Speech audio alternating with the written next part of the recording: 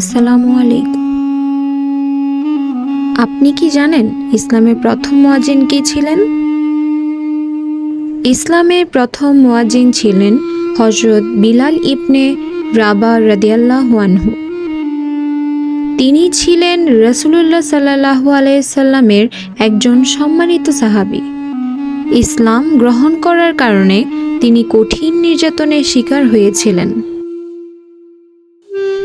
তবুও তিনি ঈমানে অটল ছিলেন এবং বারবার বলতেন, আহাদ আহাদ, অর্থাৎ আল্লাহ এক, আল্লাহ এক। পরবর্তীতে রাসূলুল্লাহ সাল্লাল্লাহু আলাইহি সাল্লাম তাকেই ইসলামের প্রথম মুয়াজ্জিন হিসেবে নির্বাচন করেন। তার কণ্ঠে প্রথমবারের মতো আজান ধ্বনিত হয়। হযরত বিলাল রাদিয়াল্লাহু তাআলা আনহু এর জীবন আমাদের শেখায়, সত্যের পথে ধৈর্য ও দৃঢ়তা একজন মানুষকে সম্মানিত করে। এমন আরও ইসলামিক জ্ঞান জানতে আমাদের চ্যানেলটি সাবস্ক্রাইব করুন। আল্লাহ হাফেজ সবাইকে।